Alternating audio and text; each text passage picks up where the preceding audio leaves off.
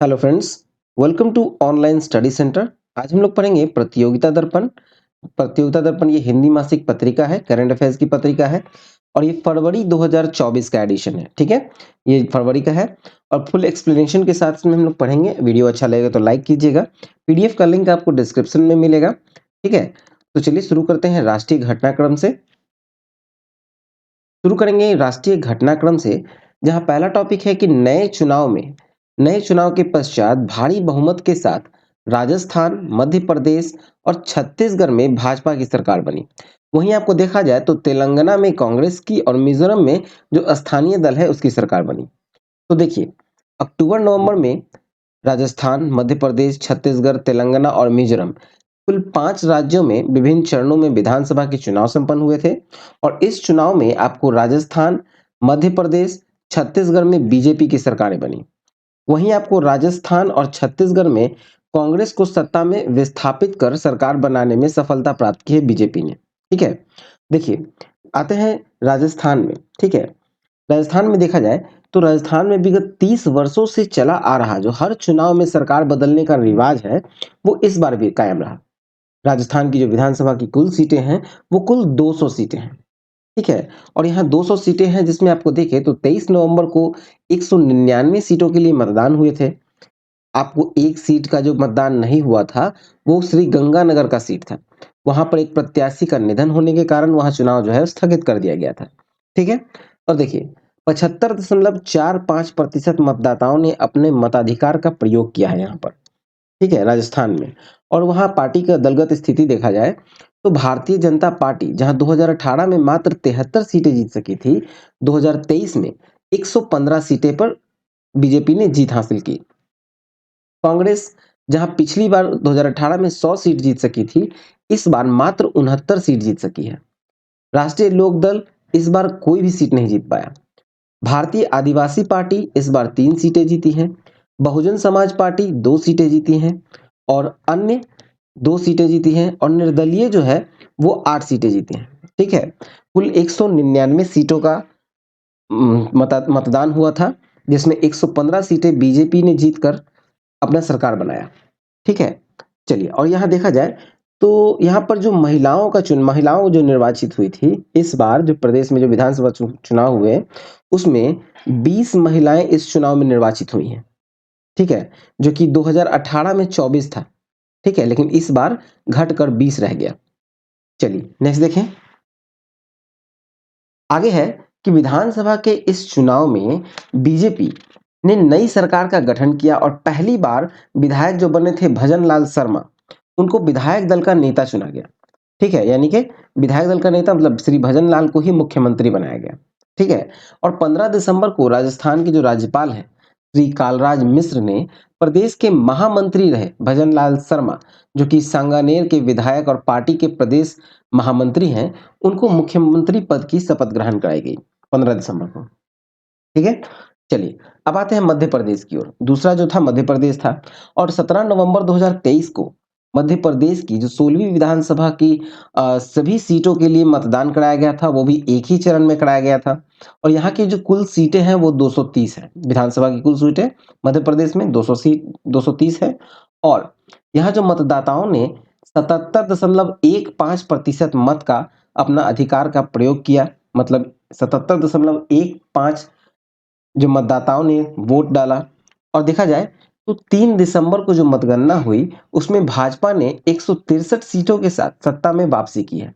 ठीक है, और देखिए ये मध्य प्रदेश का जो दलगत स्थिति है, उसमें देखिए तो बीजेपी जहां 230 सीटें कुल हैं, उसमें 163 सीटों पे बीजेपी जीत चुका है।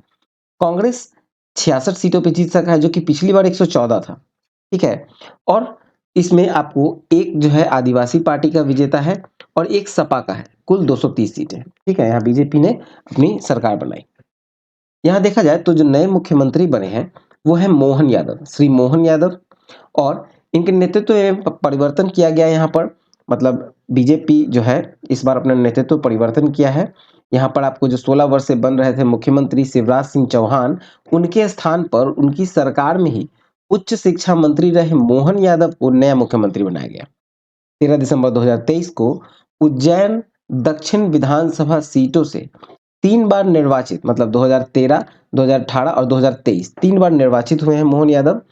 और यहाँ राज्यपाल हैं मंगू भाई पटेल। उन्होंने इनको मुख्यमंत्री पद की शपथ ग्रहण कराई 13 दिसंबर को। ठीक है।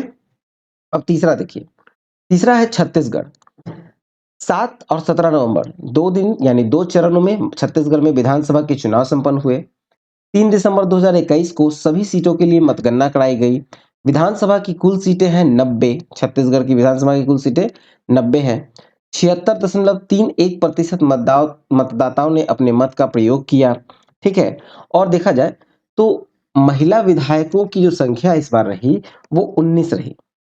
ठीक है। महिला विधायकों की संख्या कितनी रही? तो 19 रही।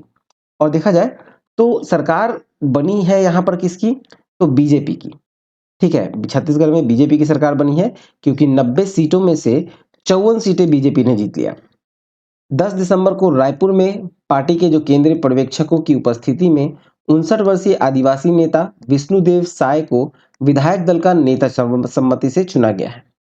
यानी छत्तीसगढ़ के जो राज्यपाल अभी जो हैं विश्वभूषण हरिचंद्रन, उन्होंने रायपुर में साइंस कॉलेज मैदान में एक समारोह में मुख्यमंत्री पद की शपथ दिलाई। ठीक है। चलिए नेक्स्ट देखें। चौथा है आपको तेलंगाना। 30 नवंबर को एक ही चरण में तेलंगाना के विधानसभा के मतदान कराए गए। तेलंगाना विधानसभा की जो कुल सीटें हैं वो 119 हैं। 71.34% मतदाताओं ने अपने मत का प्रयोग किया और कांग्रेस ने यहाँ 64 सीटों पर स्पष्ट बहुमत प्राप्त किया। ठीक है। और 64 सीटों पे जीतकर कांग्रेस ने अपनी सरकार बनाई। ठीक है। और देखा जाए तो नए मुख्यमंत्री जो बने हैं वो है रेवंत रेड्डी। 64 वर्षीय हैं, पार्टी प्रदेश अध्यक्ष हैं रेवंत रेड्डी।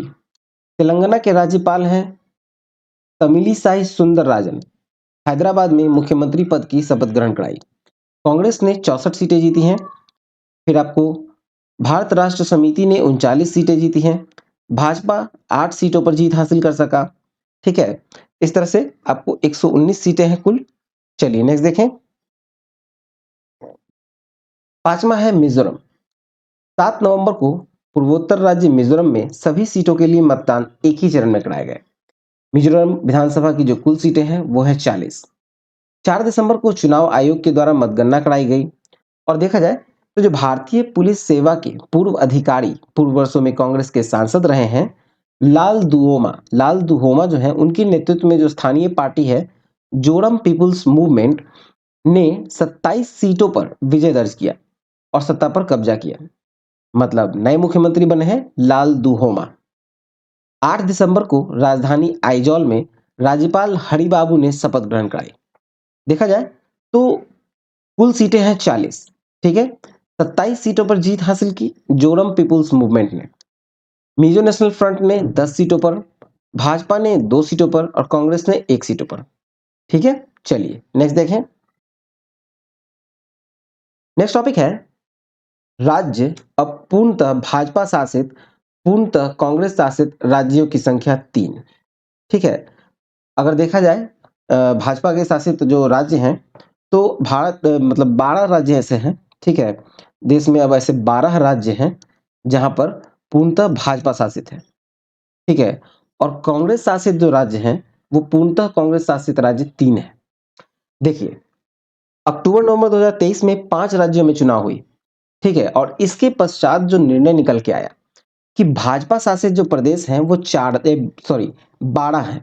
ठीक है। और ये 12 कौन-कौन है? तो उत्तर प्रदेश, उत्तराखंड, गुजरात, गोवा, असम, त्रिपुरा, मणिपुर, अरुणाचल प्रदेश, मध्य प्रदेश, राजस्थान, छत्तीसगढ़ और हरियाणा है। ये 12 राज्य जो है ये पूर्णतः भाजपा शासित है, मतलब भारतीय जनता पार्टी के शासन है। कांग्रेस शासित प्रदेश के बारे में देखें, राज्यों के बारे में देखें तो 3 है, मतलब कर्नाटक, हिमाचल प्रदेश और तेलंगाना पूर्णतः कांग्रेस शासित है। फिर आम आदमी पार्टी शासित के द्वारा देखें तो 2 है, पंजाब और दिल्ली। ठीक है। केंद्र शासित क्षेत्र है दिल्ली। ये दोनों आम आदमी पार्टी से। फिर आपको राज्य जहां सहयोगी पार्टियों के साथ भाजपा है, मतलब वहां के राज्य के पार्टी और भाजपा दोनों मिलकर जो सरकार बना सके हैं, तो उसमें आपको है महाराष्ट्र, मेघालय, नागालैंड और सिक्किम। और देखा जाए तो जहां कांग्रेस सत्तारूढ़ गठबंधन का हिस्सा है तो वहां है बिहार, झारखंड, ठीक है। तमिलनाडु में कांग्रेस सत्तारूढ़ डीएमके के साथ गठबंधन में है, किंतु सरकार में शामिल नहीं है। ठीक है। देखा जाए तो उल्लेखनीय है कि देश में वर्तमान में राष्ट्रीय पार्टी का दर्जा जो है वो 6 पार्टियों के पास है। इनमें से आपको Bharatiya Janata party, Congress, Bahujan Samaj party, national peoples party, माकपा और आप है। आप मतलब आम आदमी पार्टी शामिल है। कुल 6 पार्टियां हैं। ठीक है। चलिए नेक्स्ट टॉपिक देखें। नेक्स्ट है तेलंगाना में तमक्का सरक्का केंद्रीय जनजातीय विश्वविद्यालय की स्थापना हेतु केंद्रीय विश्वविद्यालय संशोधन विधेयक पारित। तो देखा जाए तो समक्का और सरक्का, ठीक है, समक्का और सरक्का केंद्रीय जनजातीय विश्वविद्यालय नाम की इस विश्वविद्यालय की स्थापना जो है वो केंद्रीय विश्वविद्यालय संशोधन विधेयक संसद के दोनों सदनों में दिसंबर 2023 में पारित किया गया। 7 दिसंबर को लोकसभा में और 13 दिसंबर को राज्यसभा में इसे पारित किया गया। तेलंगाना में केंद्रीय जनजातीय विश्वविद्यालय की स्थापना जो है वो मुलुगु में की जाएगी और तेलंगाना में केंद्रीय जनजातीय विश्वविद्यालय की स्थापना जो है वो आंध्र प्रदेश पुनर्गठन अधिनियम 2014 के तहत करना अनिवार्य है। इस विश्वविद्यालय का नाम माँ और बेटी मतलब समक्का और सलममा, जिसको सरक्का कहा जाए, ठीक है, ये माँ और बेटी थी जिन्हें तेलंगाना में आदिवासी समुदाय की रक्षा के लिए भेजी गई देवियां माना जाता है, उन्हीं के नाम पर रखा गया है। ठीक है। नेक्स्ट देखेंगे। नेक्स्ट है कि विश्व मलेरिया रिपोर्ट 2023। विश्व मलेरिया रिपोर्ट में देखा जाए तो ये दिसंबर 2023 में विश्व मलेरिया के प्रसार की मौजूदा स्थिति के संबंध में विश्व स्वास्थ्य संगठन मतलब डब्ल्यूएचओ वर्ष 2023 की विश्व मलेरिया रिपोर्ट जारी की गई और इसमें बताया गया है कि वर्ष 2022 में मलेरिया के मामलों में जो संख्या थी वो है 249 मिलियन। ठीक है। विश्व भर में जो मलेरिया के मामलों की संख्या है वो है 249 मिलियन और रिपोर्ट के अनुसार कहा जाए तो इसके कारण मतलब मलेरिया के कारण जो विश्व में मौतों की संख्या है वो है 6,08,000। विश्व स्वास्थ्य संगठन की रिपोर्ट के अनुसार देखें तो भारतीय स्थिति जो है वो तुलनात्मक बेहतर रही है बाकी कंट्री से, क्योंकि यहाँ पर मतलब वर्ष 2022 में जो भारत में जो मलेरिया के कुल मामले थे वो थे 33.8 लाख। ठीक है। जिसमें मौतों की संख्या है 5,511। ठीक है। और देखा जाए तो जो पूर्व वर्षों की अगर हम तुलना करें तो मलेरिया के मामले में 30% और मलेरिया से मौत के मामले में 34% कमी आई है भारत में। ठीक है। और रिपोर्ट में कहा गया है कि मच्छर से बचाव के लिए किए गए जो निवेश में वृद्धि करना, फिर मच्छरदानियों के इस्तेमाल में वृद्धि, मलेरिया से बचाव की दवाओं के उपयोग में वृद्धि और देश में शहरीकरण में हो रही जो वृद्धि हुई है इससे मच्छरों का फैलाव में रोक आया है। ठीक है। उसका फैलाव कम हो गया है। ये सारे जो सिम्टम मतलब ये सारे जो बचाव किए गए हैं भारत में, इसी के कारण से मलेरिया में नियंत्रण नियंत्रण कर पाई है। ठीक है। चलिए अब नेक्स्ट टॉपिक देखें। नेक्स्ट टॉपिक है गुजरात का पारंपरिक गरबा नृत्य यूनेस्को की अमूर्त सांस्कृतिक विरासत सूची में शामिल। तो देखिए यूनेस्को यूनेस्को का फुल फॉर्म है आपको United Nations Educational Scientific and Cultural Organization. ठीक है। और इसके अमूर्त सांस्कृतिक विरासत सूची में शामिल किया गया है किसको, तो गुजरात के पारंपरिक गरबा नृत्य को। और गरबा नृत्य जो है वो 15वीं अमृत सांस्कृतिक विरासत है भारत की ओर से। ठीक है। देखिए इसके बारे में डिटेल में देखें तो 5 से 9 दिसंबर को यूनेस्को की अंतर सरकारी समिति की जो बोत्सवाना में है, ठीक है, बोत्सवाना के कसने में संपन्न बैठक में यूनेस्को ने गुजरात के पारंपरिक गरबा नृत्य को अमृत अमूर्त सांस्कृतिक विरासत मतलब इंटेंजिबल कल्चरल हेरिटेज की सूची में शामिल किया है। ठीक है। और ये 15वां है भारत की ओर से गरबा नृत्य, जिसको भारत की ओर से अमृत सांस्कृतिक विरासत में शामिल किया गया है। पहली बार किया गया था वेदों की चैटिंग जो 2008 में थी, फिर रामलीला 2008 में, फिर आपको केरल का कुटियात्तम रंगमंच का नृत्य वो भी 2008 में, 2009 में किया गया था गढ़वाल क्षेत्र की रमन पूजा और उत्सव को। इसी तरह से अब 2023 में किया गया है गरबा को, गुजरात के गरबा को। पिछला बार जो किया गया था 2021 में जो किया गया था वो था कोलकाता का दुर्गा पूजा। ठीक है। चलिए आगे देखें तो अमृत सांस्कृतिक विरासत सिद्धांत पर ऐसे प्रथाओं, व्यवहारों, कलाओं और उत्पाद आदि से हैं जिन्हें किसी सामाजिक समूहों द्वारा अपनी सांस्कृतिक विरासत के रूप में स्वीकार किया जाता है। ठीक है। देखिए ऐसी अमूर्त सांस्कृतिक विरासतों की जो सुरक्षा का फैसला किया गया था यूनेस्को के द्वारा, वो 2003 में किया गया था।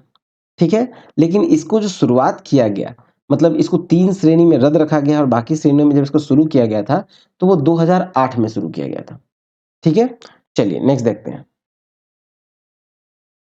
नेक्स्ट है उच्च गति वाले स्वदेश विकसित मानव रहित विमान फ्लाइंग विंग का सफल परीक्षण। तो देखा जाए तो 15 दिसंबर को भारत के रक्षा अनुसंधान विकास संगठन मतलब डीआरडीओ ने देश में ही विकसित उच्च गति वाले जो मानव रहित फ्लाइंग विंग है, मतलब अनमैन्ड एरियल व्हीकल यूएवी जिसे कहा जाए, उसकी उड़ान का सफल परीक्षण किया गया। कहां से किया गया? तो कर्नाटक में किया गया। कर्नाटक में चित्रदुर्ग स्थिति एरोनॉटिकल टेस्ट रेंज से। ठीक है? और देखा जाए तो इसके साथ भारत टेललेस कॉन्फ़िगरेशन में फ्लाइंग विंग तकनीक के नियंत्रण में महारत हासिल करने वाले देशों की श्रेणी में शामिल हो गया। इसके जो निर्माणकर्ता है वो है डीआरडीओ के वैमानिक विकास प्रतिष्ठान मतलब एरोनॉटिकल डेवलपमेंट एस्टेब्लिशमेंट, जो कि बेंगलुरु द्वारा विकसित किया गया है। और उड़ान परीक्षणों में GPS aided GEO augmented navigation receiver का उपयोग करके जीपीएस नेविगेशन यानी गगन में सुधार किया गया है। चलिए नेक्स्ट देखें। नेक्स्ट है सतह से सतह मार करने वाली अग्नि एक मिसाइल का एक और प्रशिक्षण प्रक्षेपण। तो देखिए 7 दिसंबर को भारत ने उड़ीसा के तट के निकट डॉक्टर एपीजे अब्दुल कलाम द्वीप से मध्यम दूरी की बैलिस्टिक मिसाइल अग्नि एक का सफल परीक्षण किया। अग्नि एक मिसाइल जो डीआरडीओ के द्वारा विकसित किया गया है और ये सतह से सतह मार करने वाले परमाणु क्षमता से संपन्न मिसाइल है। इस मिसाइल का जो मारक क्षमता है वो है 700 किलोमीटर से लेकर 2500 किलोमीटर। ठीक है? और ये 15 मीटर लंबा है और 12 टन वजनी है और ये मिसाइल जो है 1000 किलोग्राम तक परमाणु हथियार ले जाने में सक्षम है। इस मिसाइल को मोबाइल लॉन्चर से भी लॉन्च किया जा सकता है। चलिए नेक्स्ट देखिए।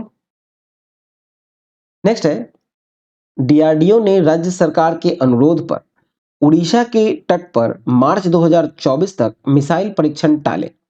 तो देखिए मिसाइल परीक्षण टाल दिया गया है उड़ीसा के तट पर मार्च 2024 तक। तो ये क्यों किया गया है? तो ये इसलिए किया गया है कि उड़ीसा के समुद्री तट पर होता क्या है कि इस मौसम में देश विदेश से बड़ी संख्या में जो ऑलिव रिडले कछुए हैं वो आते हैं अंडे देने के लिए। ठीक है? और इस मिसाइल परीक्षण से हो सकता है कि उसकी तेज रोशनी है या गड़गड़ाहट है, मशीनीकृत नौकाएं हैं, उसकी तेज आवाज से ये कछुए के प्रजनन को प्रतिकूल प्रभाव पड़ता है। ठीक है? इसलिए रोक दिया गया है। 7 दिसंबर को अग्नि एक परीक्षण जो डीआरडीओ के द्वारा किया गया था, उसके उड़ीसा के तट पर यानी कि व्हीलर द्वीप जिसको एपीजे अब्दुल कलाम द्वीप कहा गया है, वहां से किया गया। और इसके बाद अब मार्च 2024 तक इस द्वीप पर कोई मिसाइल परीक्षण न करने का डीआरडीओ से अनुरोध किया गया था राज्य सरकार के द्वारा। ठीक है? चलिए नेक्स्ट देखें। नेक्स्ट है मेरा गांव मेरी धरोहर सांस्कृतिक मंत्रालय की नई परियोजना।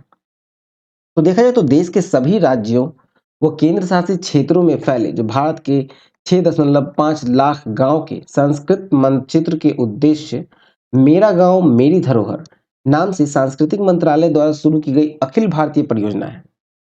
जुलाई 2023 में शुरू की गई इस परियोजना के तहत सभी गांव की मैपिंग और प्रलेखन का कार्य Indira Gandhi national centre for arts के सहयोग से किया जा रहा है। इसके लिए एक वेब पोर्टल भी लॉन्च किया गया है। अब देखा जाए जो मेरा गांव मेरी धरोहर है कार्यक्रम उसके तहत भारतीय गांव के जीवन, इतिहास और लोकाचार की जानकारी एकत्र करने की संस्कृत मंत्रालय की योजना है। ठीक है? चलिए नेक्स्ट देखें। इसी में आगे है कि 7 व्यापक श्रेणियां हैं। कला एवं शिल्प गांव, पर्यावरणीय दृष्टि से उन्मुख गांव, भारत की पाठ्य एवं शास्त्र सम्मत परंपराओं से जुड़ाव, रामायण महाभारत या अन्य पौराणिक जो पंडितियाँ हैं, फिर आपको मौखिक महाकाव्य से जुड़ाव, स्थानीय और राष्ट्रीय इतिहास से जुड़ाव, वास्तुकला विरासत या अन्य कोई विशेषता जिसे उजागर करने की आवश्यकता हो, आदि के अंतर्गत जानकारी इस परियोजना के तहत एकत्र की जाती है। ठीक है? चलिए नेक्स्ट देखें। नेक्स्ट टॉपिक है संसद की सुरक्षा व्यवस्था में चूक के पश्चात विपक्ष का हंगामा, 146 सांसदों का निलंबन। देखिए 13 दिसंबर 2023 को संसद पर आतंकी हमले की जो 22वीं बरसी थी, उसी दिन संसद परिसर और लोकसभा की सुरक्षा व्यवस्था पर एक बड़ा प्रश्न चिन्ह उस समय आया जब दोपहर के 1 बजे दर्शक दीर्घा से दो युवक ने लोकसभा में कूदकर छुपा कर लाए गए जो कलर स्मोक क्रैकर थे, उसके हल्के पीले रंग का स्प्रे सदन में ऐसे समय पर फैल गया जब सदन का प्रश्नकाल कार्यवाही चल रहा था। ठीक है। और ये दर्शक दीर्घा से सदन के भीतर कूदने वाले जो युवक थे, उनका नाम था सागर शर्मा और मनोरंजन गौड़। इस घटना के कुछ ही मिनट बाद ये हुआ कि संसद भवन की बाउंड्री के बाहर एक अन्य युवक और युवती जिनका नाम था अमोल सिंधे और नीलम, ये दोनों नारेबाजी करते हुए वैसा ही स्प्रे बाहर किए। ठीक है। और दो अन्य युवक जो कि विक्रम है और ललित झा है, इसमें शामिल थे। इन सभी को अब गिरफ्तार कर लिया गया। इनमें किसी गहरे षड्यंत्र की संभावना को खोज रही है। मतलब इन जो संभावनाएं हैं उसकी पहलुओं की गहन जांच की जा रही है सुरक्षा बलों के द्वारा। और इस चिंताजनक कांड के पक्ष में देखा जाए तो सरकार की चूक के लिए विपक्ष ने भारी हंगामा किया संसद में, और जिससे संसद की जो कार्रवाई है वो बाधित हो गई। ठीक है। और वांछित विधेयकों को पारित करने के लिए, मतलब जो कुछ विधेयक थे उनको पारित करने के लिए हंगामा कर रहे विपक्षी सांसदों को दोनों सदनों से निलंबित कर दिया गया।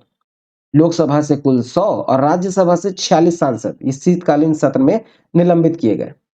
ठीक है। और संसद भवन के बेहतर सुरक्षा के लिए अब क्या किया गया है, ये सीआईएसएफ को जिम्मा सौंपने का निर्णय किया गया है गृह मंत्री के द्वारा। ठीक है। सीआईएसएफ जिसे कहते हैं केंद्रीय औद्योगिक सुरक्षा बल। ठीक है। चलिए नेक्स्ट देखते हैं। नेक्स्ट टॉपिक है स्वदेश निर्मित सबसे बड़ा सर्वेक्षण पोत आईएनएस संघायक नौसेना में शामिल। देखिए, 4 दिसंबर को देश में ही निर्मित सबसे बड़े सर्वेक्षण पोत आईएनएस संघायक को नौसेना दिवस के अवसर पर भारतीय नौसेना में शामिल किया गया। 30 अक्टूबर 2018 को ऐसे 4 सर्वेक्षण पोतों का निर्माण के लिए रक्षा क्षेत्र के जो सार्वजनिक उपक्रम है garden rich ship builders and engineers limited Kolkata के साथ रक्षा मंत्रालय द्वारा अनुबंध पर हस्ताक्षर किए गए थे। इस श्रृंखला का ये पहला पोत है। इसका जलावतरण हुआ था 5 दिसंबर 2021 को। इसका जो नामकरण किया गया है वो पहले हाइड्रोग्राफिक सर्वेक्षण पोत था आईएनएस संघायक, जिसको 40 वर्षों तक नौसेना की सेवा के पश्चात 4 जून 2021 को डिकमीशन किया गया था। उसी के नाम पर इसका नाम रखा गया है। ठीक है। और इस पोत की जो प्राथमिक भूमिका है वो बंदरगाह तक पहुंचने वाले जो मार्गों का तटीय और डीप वाटर सर्वेक्षण करना है। आपातकालीन स्थिति में ये अस्पताल के रूप में भी कार्य करेगा। ठीक है। चलिए नेक्स्ट देखते हैं।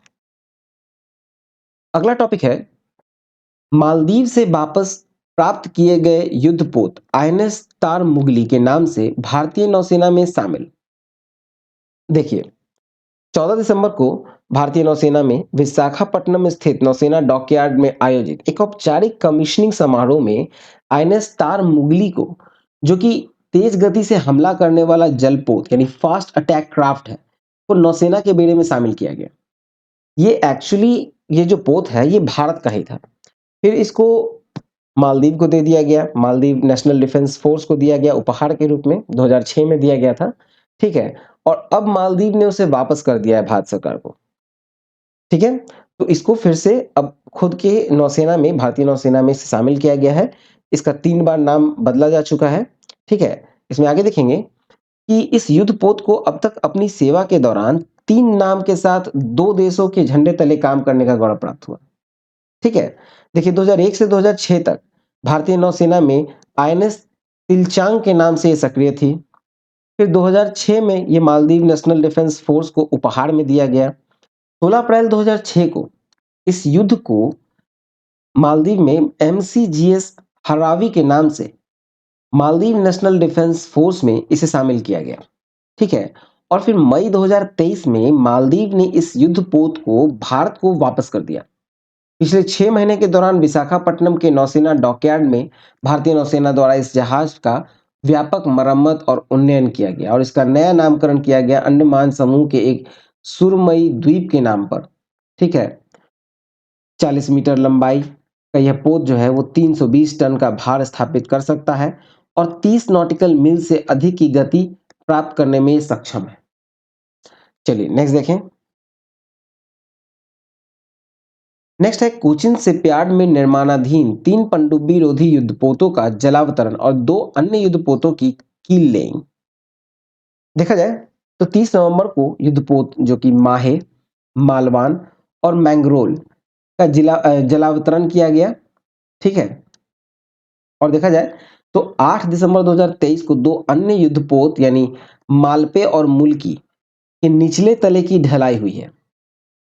30 अप्रैल 2019 को भारतीय नौसेना के 8 anti submarine warfare shallow water craft परियोजना के तहत 8 पनडुब्बी रोधी युद्धपोतों का निर्माण के लिए कोचिन शिपयार्ड, ठीक है, कोचिन शिपयार्ड लिमिटेड के साथ रक्षा मंत्रालय के अनुबंध पर हस्ताक्षर किए गए।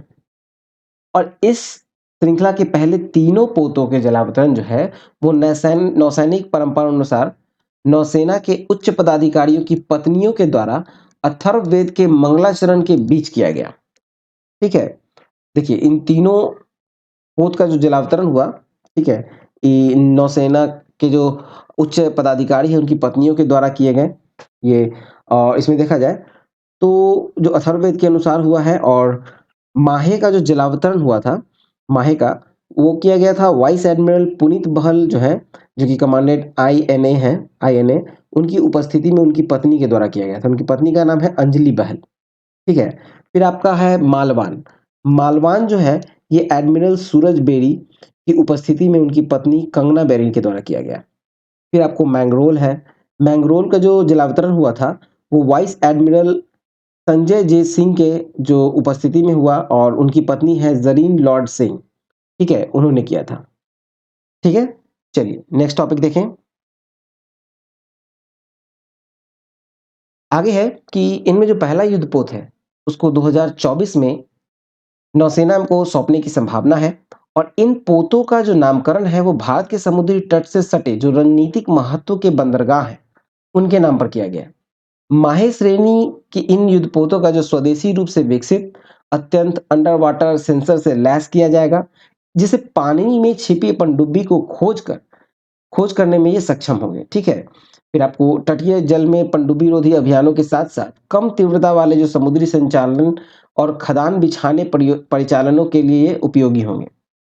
Anti submarine warfare shallow water craft जहाज 78 मीटर लंबे और 25 समुद्री मील अधिकतम गति सहित इनका विस्थापन जो है लगभग 900 टन है। इनमें 80% से अधिक जो है वो स्वदेशी सामग्री लगी हुई। ठीक है। चलिए अब नेक्स्ट टॉपिक देखते हैं। नेक्स्ट टॉपिक है कि मुख्य चुनाव आयुक्त और चुनाव आयुक्त की नियुक्तियों के लिए अधिनियम संसद के दोनों सदन में पारित।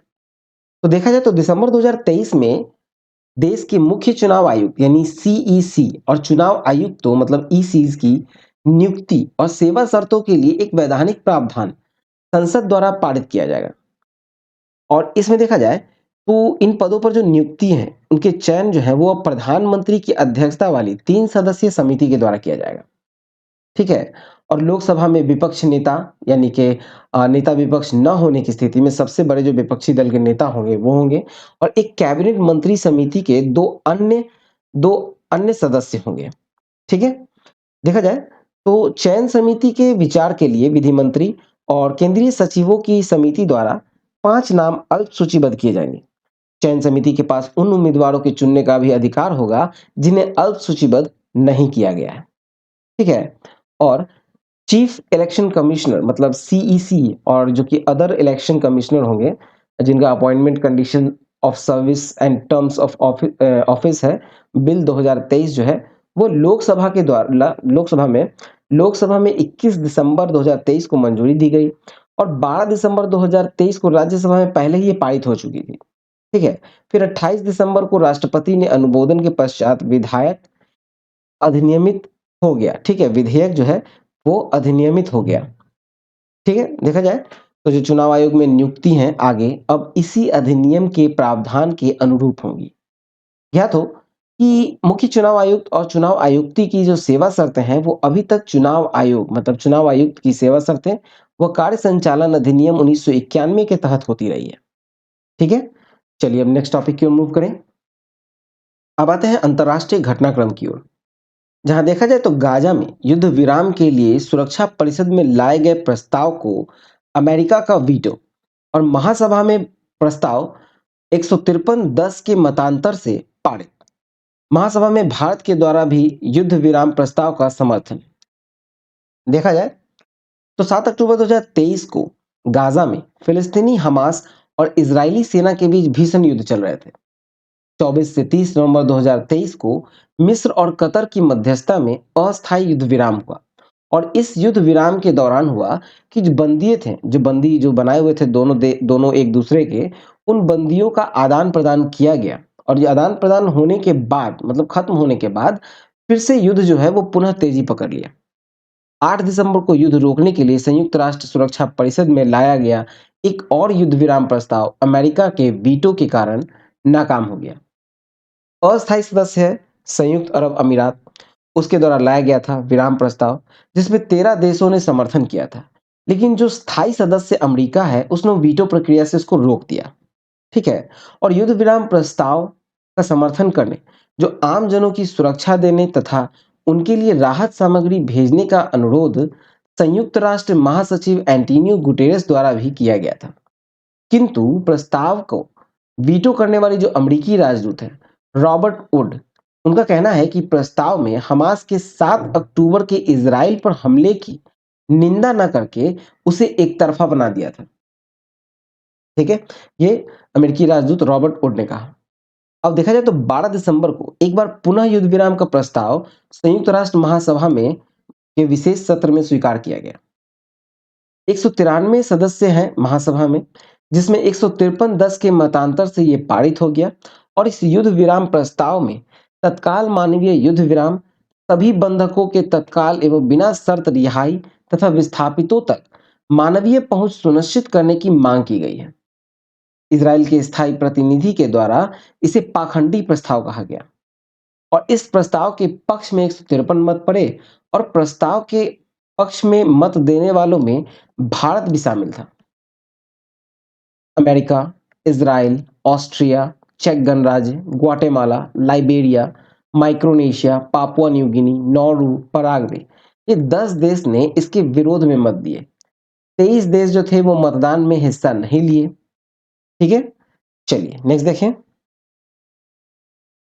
नेक्स्ट टॉपिक है विश्व की सर्वाधिक शक्तिशाली 100 महिलाओं की फोर्ब्स सूची। तो 6 दिसंबर को फोर्ब्स की विश्व की सर्वाधिक शक्तिशाली जो 100 महिलाओं की सूची जारी की गई है और अमेरिकी की पत्रिका है ये फोर्ब्स विश्व की सर्वाधिक 100 शक्तिशाली महिलाओं की सूची वर्ष 2004 से ये प्रतिवर्ष जारी कर रही है और इस सूची के लिए विभिन्न 6 श्रेणियों में शक्तिशाली महिलाओं का चिन्हांकन किया जाता है।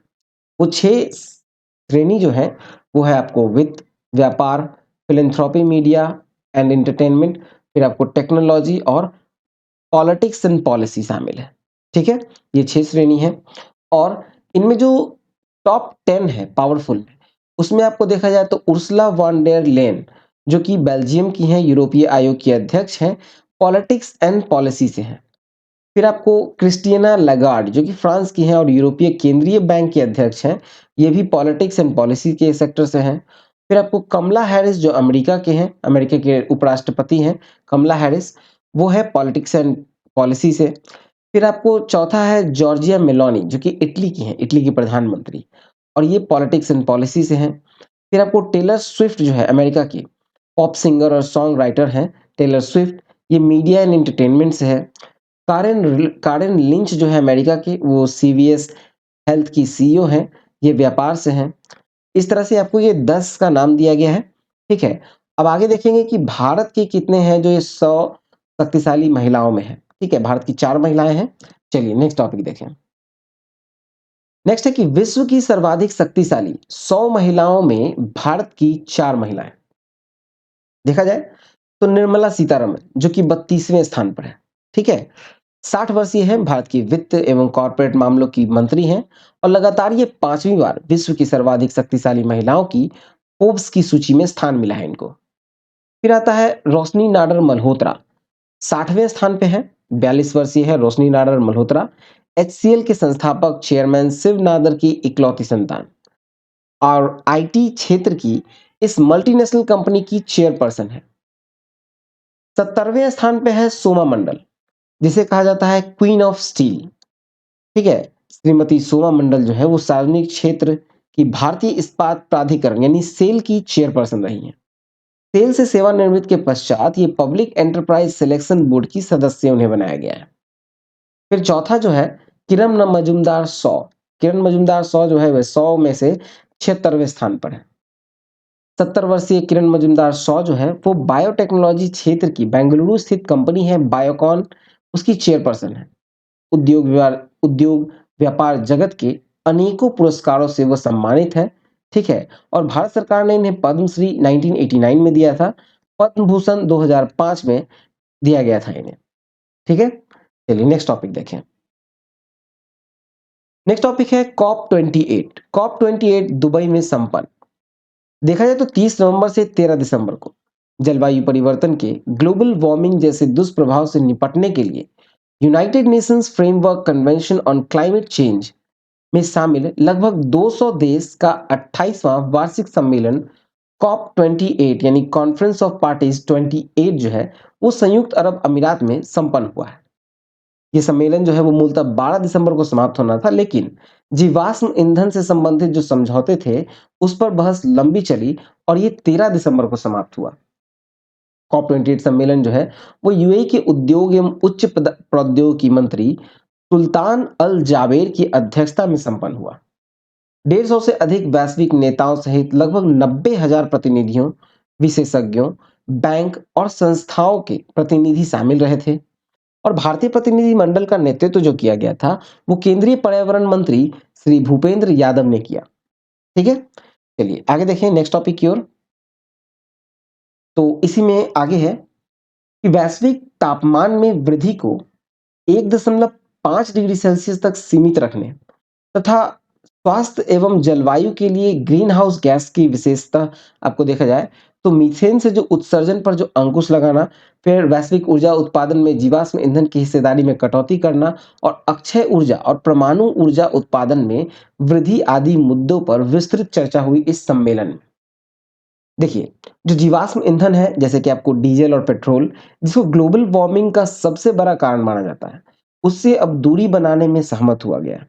ठीक है। लेकिन इसको अगर कहा जाए तो कुछ देश सहमत हुए हैं, कुछ नहीं भी हुए हैं। ठीक है। जहां पेट्रोल का उत्पादन होता है, जहां से पेट्रोल की बिक्री होती है, वो सहमत नहीं है। ठीक है। देखिए, इस समझौते में यूएई कंसेंसस भी इसको कहा गया है और इसे जीवाश्म ईंधन का युग की समाप्ति के लिए पहले ऐतिहासिक समझौता भी कहा जा रहा है। सम्मेलन के जो अध्यक्ष हैं सुल्तान अल जाबेर, इसे जीवाश्म ईंधन युग के अंत की शुरुआत बताया गया।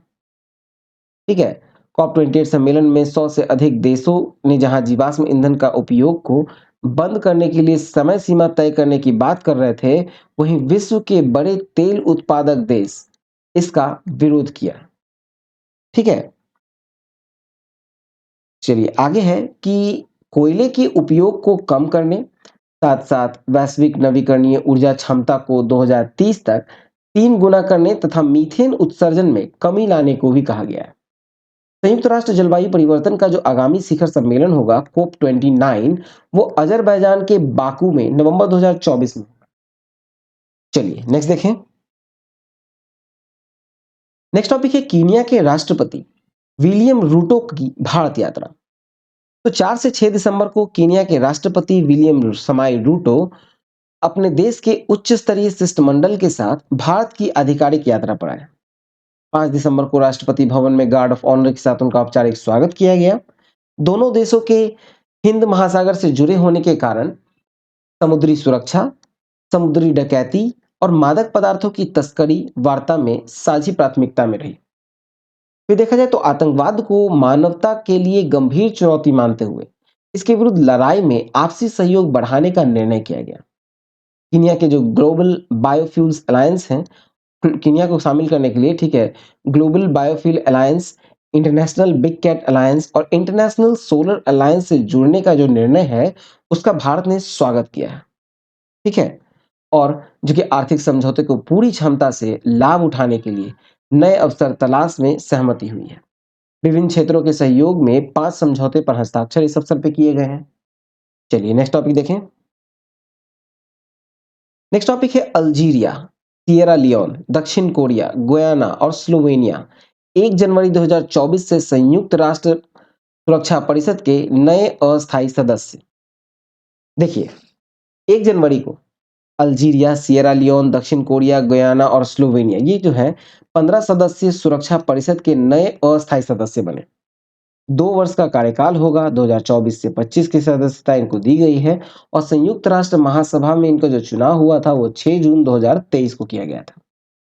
31 दिसंबर 2023 को आपको अल्बानिया, ब्राज़ील, गैबोन, घाना और संयुक्त अरब अमीरात जो है, उसको संयुक्त राष्ट्र सुरक्षा परिषद की 2 वर्ष की जो सदस्यता है, वो समाप्त हुई है। ठीक है? इन्हीं के स्थान पर वो 5 आए हैं। इन देशों में अगर देखा जाए, तो आपको अल्जीरिया और सिएरा लियोन, ये दोनों जो है वो अफ्रीकी क्षेत्र से आए। फिर दक्षिण कोरिया को एशिया प्रशांत क्षेत्र से, गयाना को लैटिन अमेरिका और कैरिबियाई क्षेत्र से और स्लोवेनिया को पूर्वी यूरोप क्षेत्र की सीट में शामिल किया गया। जापान जो है रिकॉर्ड अब तक 12 बार सुरक्षा परिषद का अस्थायी सदस्य रहा है, अस्थायी सदस्य, ठीक है? और भारत अब तक 8 बार अस्थायी सदस्य रह चुका है, ठीक है? देखा जाए 1 जनवरी की स्थिति देखते हैं 15 सदस्य सुरक्षा परिषद की संरचना अगर देखा जाए, तो 5 अस्थायी सदस्य हैं। कौन-कौन? अमेरिका, रूस, फ्रांस, ब्रिटेन और चीन। 5 अस्थायी सदस्य हैं जिनका 2 वर्षों का जो कार्यकाल है, वो 31 दिसंबर 2024 को समाप्त होगा। तो वो है जापान, इक्वाडोर, माल्टा, मोज़ाम्बिक और स्विट्ज़रलैंड। और 5 सदस्य अस्थायी सदस्य जिनका द्विवार्षिक सदस्यता आपको 31 दिसंबर 2025 को समाप्त होगा, मतलब 1 जनवरी 2024 से शुरू हुआ है, तो वो है अल्जीरिया, सिएरा लियोन, गुयाना, दक्षिण कोरिया और स्लोवेनिया। चलिए नेक्स्ट टॉपिक देखें। नेक्स्ट टॉपिक है भारत के साथ हाइड्रोग्राफिक सर्वे समझौता को आगे नहीं बढ़ाने की मालदीव की घोषणा। तो देखा जाए तो 15 दिसंबर 2023 को मालदीव के नए मंत्रिमंडल की एक बैठक के पश्चात उपयुक्त आशय की जानकारी प्राप्त पत्रकारों को देते हुए मोइजू कैबिनेट के मंत्री ने कहा कि मालदीव के राष्ट्रपति और उनके मंत्रिमंडल ने भारत मालदीव के जो बीच हाइड्रोग्राफिक समझौते हैं उसको रिन्यू नहीं किया जाएगा। ठीक है, रिन्यू नहीं करने का फैसला किया है। जल विज्ञान के क्षेत्र में सहयोग और खोज के लिए ये दोनों देशों के बीच ये समझौता हुआ था 2019 में, जून 2019 में। हाँ, ठीक है। और 7 जून 2024 को ये समाप्त हो रहा है। हाइड्रोग्राफिक सर्वे के जरिए किया जाता था कि समुद्री नेविगेशन, निर्माण, तेल अन्वेषण संबंधित जानकारियां जुटाई जाती हैं। समझौते की शर्तों के अनुसार दोनों देशों में से कोई भी एक पक्ष जो है वो जून 2024 में समाप्त होने से 6 महीने पहले वर्तमान समझौते को नवीनीकृत नहीं करने का निर्णय ले सकते हैं। ठीक है? मोहम्मद मोइजू जो है वो भारत विरोधी विचारधारा रखने वाले मालदीव के नए राष्ट्रपति के रूप में कार्यभार संभाला उन्होंने।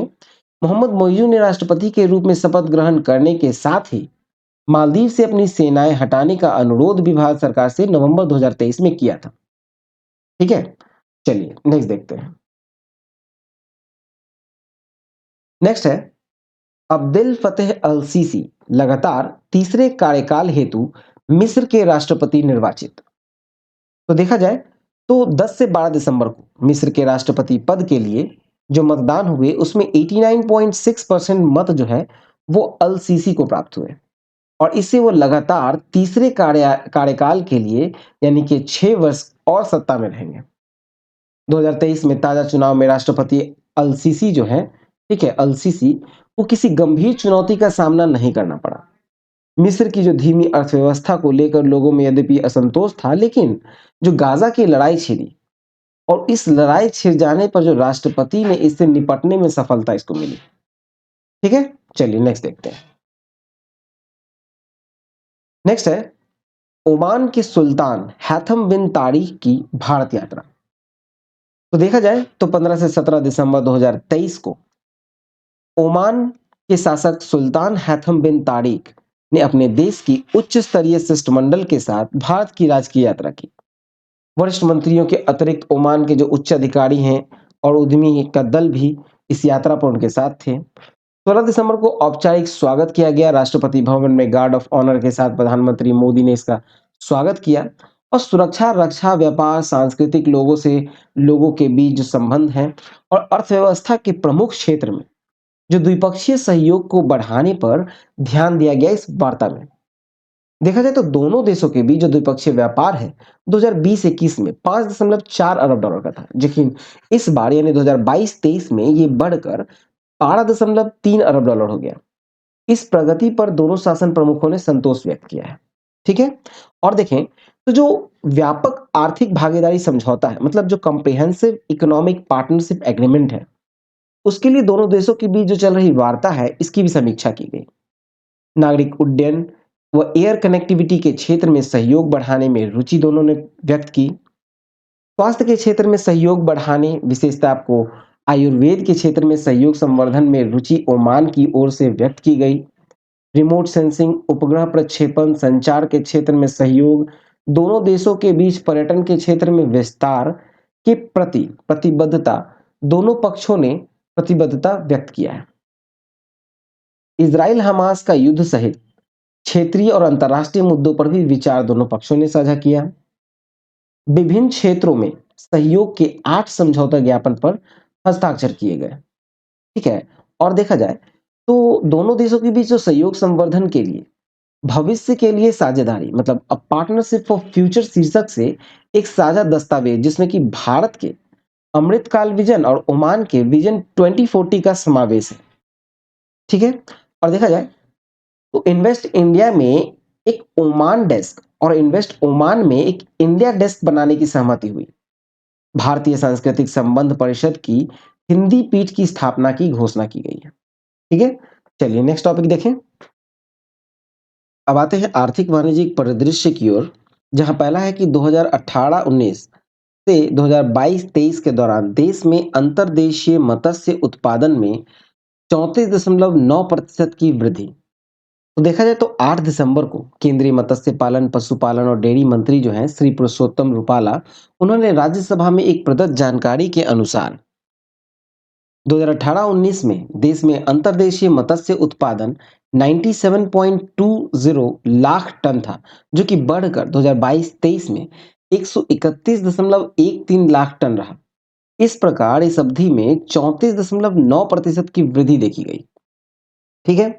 और किसी मंत्रालय द्वारा शुरू की गई जो विभिन्न योजनाएं हैं, मतलब प्रधानमंत्री मत्स्य संपदा योजना, सतत प्रयासों से नीली क्रांति लाने के लिए योजना, और मछुआरों और मछली किसानों की पूंजी की जरूरतों को पूरा करने के लिए किसान क्रेडिट कार्ड, मत्स्य पालन के लिए विस्तार आदि देश में मत्स्य उत्पादन वृद्धि में सहायक रही है।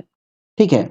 और देखा जाए तो अंतर्देशीय जो मछली उत्पादन के बारे में देखें और वार्षिक वृद्धि देखें तो 2022-23 में 113.13, ठीक है, जो हुआ है 131.13 लाख टन रहा था, जो कि आपको पिछले साल की तुलना में 8.18% की ये वार्षिक वृद्धि देखी गई है। ठीक है। वार्षिक वृद्धि 8.18% की है। चलिए आगे देखिए। नेक्स्ट टॉपिक है अनाज की 100% पैकिंग जूट की बोरियों में ही करना अनिवार्य। तो देखा जाए तो 8 दिसंबर 2023 को जूट उद्योग को बढ़ावा देने के उद्देश्य से जूट पैकेजिंग सामग्री अधिनियम 1987 के तहत अनाजों की 100% पैकिंग जूट की बोरियों में ही करने का प्रावधान जो है वो 2023-24 के लिए बरकरार रखा गया है। इस निर्णय के अनुसार अनाजों की जो 100% पैकिंग जूट की बोरियों में ही करनी होगी, जबकि चीनी के मामले में 20% पैकिंग जूट की बोरियों में हो रही है। ठीक है। अनाजों की 100% पैकिंग जो है वो जूट की बोरी में ही करने का अनिवार्यता का निर्णय नवंबर 2018 में किया गया था। पैकेजिंग सामग्री में जूट पैकेजिंग के लिए आरक्षण से देश में जो उत्पादित कच्चे जूट है, मतलब 2022-23 में लगभग 65% हिस्से की खपत होती है। जेपीएम अधिनियम यानी कि जूट पैकेजिंग जो अधिनियम है उसमें देखा जाए तो इसके पैकेजिंग के लिए आरक्षण संबंधी जो मानदंड जूट के क्षेत्र में 4 लाख श्रमिकों और 40 लाख किसानों को सीधे रोजगार प्रदान करता है। ठीक है। और देखा जाए तो जूट उद्योग के जो कुल उत्पादन का 75% हिस्सा जूट के थैले का है, जिसमें 85% हिस्से की जो आपूर्ति है वो भारतीय खाद्य निगम और राज्य खरीद एजेंसियों को की जाती है। और शेष जो है वो सीधे निर्यात या बेचा जाता है। एजेंसियों को पैकेजिंग हेतु जो आपूर्ति के लिए जो प्रति वर्ष लगभग 12,000 करोड़ के जूट बैग भारत सरकार के द्वारा ही खरीदे जाते हैं। ठीक है, चलिए नेक्स्ट देखें। नेक्स्ट टॉपिक है प्रमुख राज्यों में बागवानी उत्पादन। देखा जाए तो 12 दिसंबर को कृषि मंत्रालय के द्वारा लोकसभा में एक जानकारी देते हुए बताया गया कि 2014-15 में देश में खाद्यान्नों का कुल उत्पादन जो है वो 253.03 मिलियन टन था, जो कि बढ़कर 2022-23 में 329.69 मिलियन टन हो गया।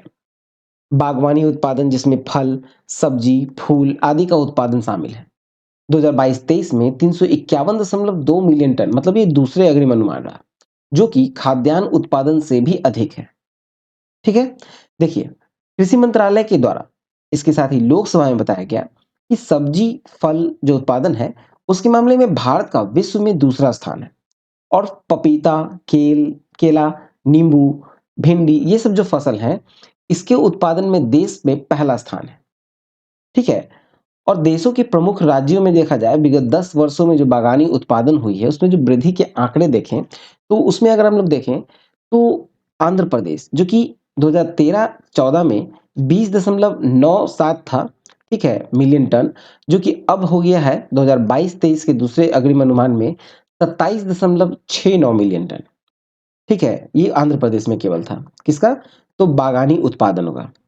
फिर अरुणाचल प्रदेश में 0.53 था, जो कि अब ये यहाँ पे 0.19 मिलियन टन हो गया है। ठीक है, ये पूरा आंकड़ा दिया गया है जो कि अगर देखा जाए तो 277.35 मिलियन टन था 2013-14 में, और जो कि बढ़कर 351.92 मिलियन टन हो गया है 2022-23 के दूसरे अग्रिम अनुमान में। ठीक है, चलिए नेक्स्ट देखते हैं। नेक्स्ट टॉपिक है मौद्रिक नीति की 2023-24 की पांचवी द्वैमासिक समीक्षा में भी रेपो रेट अपरिवर्तित। देखा जाए तो 8 दिसंबर 2023 को रिजर्व बैंक ने पांचवी द्वैमासिक समीक्षा रिपोर्ट जारी की। ठीक है, इसमें देखा जाए तो रेपो रेट जो है जो कि 6 अप्रैल को हो, 8 जून को हो या 10 अगस्त को हो, सेम है 6.5%। रिवर्स रेपो रेट में भी कोई चेंज नहीं है, 3.35% है। स्टैंडिंग डिपॉजिट फैसिलिटी जो एसडीएफ है वो भी वही है 6.25%। मार्जिनल स्टैंडिंग फैसिलिटी जो है एमएसएफ वो भी 6.75% था, वही है। बैंक रेट भी वही है 6.75%। सीआरआर भी है 4.505%। फिर आपको एसएलआर जो है जो कि है 18% फिर है। ठीक है, कोई चेंज नहीं है। चलिए नेक्स्ट देखें। नेक्स्ट टॉपिक है वंदे भारत के बाद अब अमृत भारत रेलगाड़ियां। ठीक है, अमृत भारत रेलगाड़ियां हैं। देखिए तो 30 दिसंबर को प्रधानमंत्री नरेंद्र मोदी के द्वारा अयोध्या से दरभंगा के बीच अमृत भारत एक्सप्रेस की पहली रेलगाड़ी को हरी झंडी दिखाई गई। अत्यधिक वंदे भारत एक्सप्रेस की तर्ज पर अब आम यात्रियों की सुविधा के लिए 22 कोचों वाली इस रेलगाड़ी को वंदे साधारण कहा जा रहा है, जो कि औपचारिक रूप से इन्हें अमृत भारत एक्सप्रेस नाम दिया गया है। एक अन्य अमृत भारत रेलगाड़ी है जो कि बेंगलुरु और मालदा के बीच शुरू किया गया है। इसको वर्चुअल तरीके से हरी झंडी दिखाई गई है। ठीक है, और इस मेल या एक्सप्रेस रेलगाड़ी में द्वितीय श्रेणी और स्लीपर श्रेणी के कोच का ही प्रावधान किया गया है। ठीक है, इसका जो तकनीक है ये पुश पुल तकनीक है। ठीक है, पुश पुल तकनीक से बनाया गया है, मतलब कहा जाए तो दोनों छोर पर लोकोमोटिव लगाया गया है। मतलब कहने का ये है कि पुश पुल मतलब तकनीक के तहत एक इंजन को आगे रहते हैं और रेलगाड़ी को खींचते हैं आगे की ओर, और दूसरा जो है वो रेलगाड़ी के पीछे रहता है जो कि पीछे से धकेलता है। ठीक है, और इस रेलगाड़ियों की जो गति होगी वो 130 किलोमीटर प्रति घंटा की गति से चल सकती है। इन रेलगाड़ियों में यात्री किराया जो है वो अन्य मेल और एक्सप्रेस रेलगाड़ियों की तुलना में 15 से 17% अधिक रखा गया है। रियायती टिकट तथा मुफ्त पास से बने जो टिकट हैं वो अमृत भारत एक्सप्रेस में स्वीकार नहीं होंगे। ठीक है, चलिए नेक्स्ट देखते हैं। नेक्स्ट टॉपिक है रहन सहन की लागत से सिंगापुर और ज्यूरिख विश्व में पहला स्थान। यह है इकोनॉमिक इंटेलिजेंस यूनिट की रिपोर्ट। तो देखा जाए तो 30 नवंबर को रहन-सहन की लागत के आधार पर जो विश्व के सबसे महंगे शहरों की सूची है, उसका निर्धारण किया गया है इकोनॉमिस्ट इंटेलिजेंस यूनिट के द्वारा। World wide cost of living report. ठीक है? देखिए, इस सूचकांक में जो कुल शहर शामिल किए गए हैं वो है 173। 200 से अधिक वस्तुओं और सेवाओं के मूल्यों के आधार पर ये रैंकिंग प्रदान की गई है। वर्ष 2023 की रिपोर्ट में रहन-सहन की लागत की दृष्टि से जो प्रथम स्थान है, वो संयुक्त रूप से रहा सिंगापुर और ज्यूरिख का। ज्यूरिख जो है वो स्विट्जरलैंड का एक शहर है। सिंगापुर ने पिछले 11 वर्षों में 9वीं बार सबसे महंगे शहर के रूप में अपना स्थान बरकरार रखा है। तीसरा स्थान रहा संयुक्त रूप से यहाँ पर भी जेनेवा और न्यूयॉर्क का। ठीक है? और देखें, जो कॉस्ट ऑफ लिविंग रिपोर्ट है 2023 का, उसके अनुसार विश्व के सबसे महंगे 10 शहर कौन-कौन हैं? तो पहला स्थान पर संयुक्त रूप से है सिंगापुर और ज्यूरिख। फिर तीसरे स्थान पे है जेनेवा, जो कि स्विट्जरलैंड का ही एक शहर है, और उसके साथ जो संयुक्त रूप से है न्यूयॉर्क है, अमेरिका। फिर पांचवा स्थान है आपको हांगकांग का। फिर छठे स्थान पे है लॉस एंजलिस, जो कि अमेरिका का है। सातवें स्थान पे है पेरिस, फ्रांस का। ठीक है? और उसी तरह से सबसे कम रहन सहन वाले लागत में 10 शहर देखें, तो सबसे लास्ट में जो आता है 173वें स्थान पे है दमिश्क, सीरिया का। 172वें स्थान पे है ईरान का तेहरान। फिर 171वें स्थान पे है त्रिपोली, जो कि लीबिया का एक शहर है। 170वें स्थान पे है कराची, पाकिस्तान का शहर है। ठीक है? और इसी में अगर आप देखें तो 166वें स्थान पे आता है अहमदाबाद, भारत का। और 163वें स्थान पे है चेन्नई, भारत का। ठीक है? चलिए नेक्स्ट देखें। नेक्स्ट टॉपिक है world association of investment promotion agency का 27वां विश्व निवेश सम्मेलन नई दिल्ली में संपन्न। तो देखा जाए तो 11 से 14 दिसंबर को world association of investment promotion agency का 27वां विश्व निवेश सम्मेलन का जो आयोजन हुआ, वो नई दिल्ली में India international convention and expo centre Yashobhoomi में हुआ। भारत सरकार की जो राष्ट्रीय निवेश संवर्धन और सुविधा एजेंसी है तथा उद्योग एवं आंतरिक व्यापार संवर्धन विभाग की मेजबानी में इसको आयोजित किया गया। इस सम्मेलन में 1000 से अधिक प्रतिनिधियों, 50 से अधिक निवेश संवर्धन एजेंसी और अन्य विविध बहुपक्षीय एजेंसियों ने भागीदारी दर्ज की। इस सम्मेलन का जो आयोजन है वो भारत ने पहली बार ही किया था। सम्मेलन का जो थीम था वो था निवेशकों को सशक्त बनाना, आईपीए भविष्य के विकास में अग्रणी। मतलब इंग्लिश में कहा जाए तो empowering investors, IPAs pioneering future growth. चलिए नेक्स्ट देखें। नेक्स्ट है कि बिहार में दीघा व सोनपुर के बीच गंगा नदी का 6 लेन पुल को मंजूरी।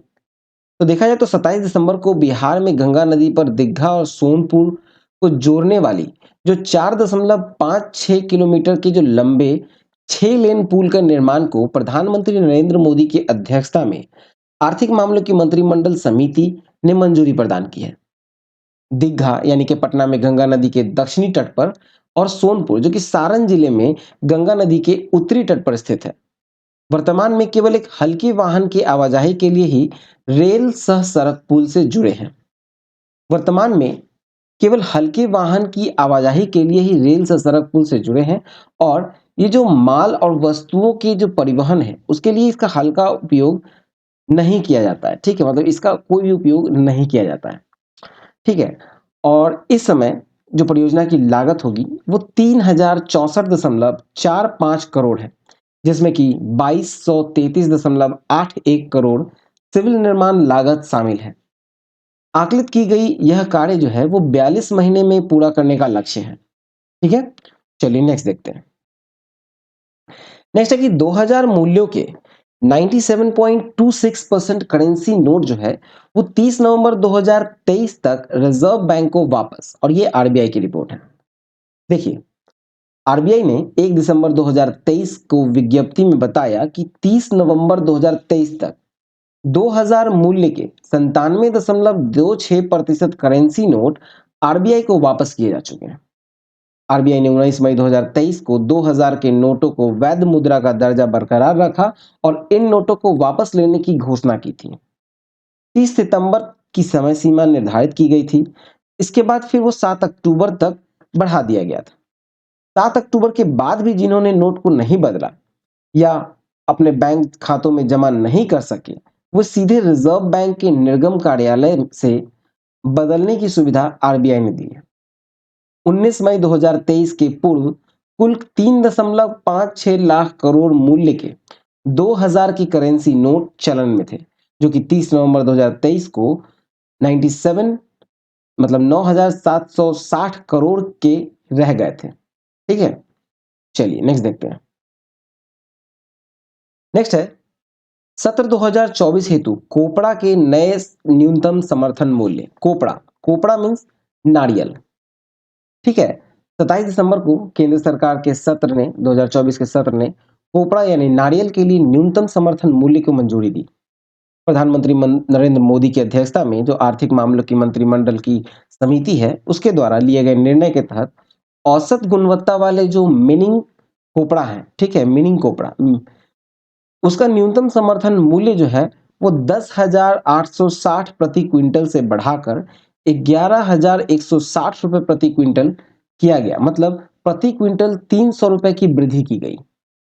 बाल कोपड़ा का जो समर्थन मूल्य है वो 11,750 प्रति क्विंटल से बढ़ाकर 12,000 रुपए प्रति क्विंटल किया गया। मतलब इसमें भी 250 रुपए प्रति क्विंटल की वृद्धि की गई।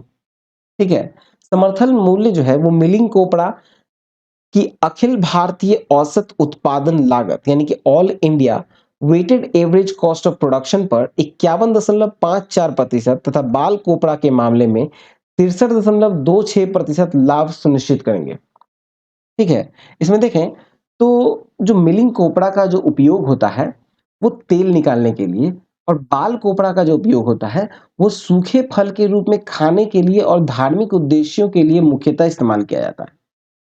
भारत में जो मिलिंग कोपड़ा के प्रमुख उत्पादक राज्य हैं वो है केरल और तमिलनाडु। बाल कोपड़ा की जो उत्पादक मुख्यतः होती है वो कर्नाटका में होती है।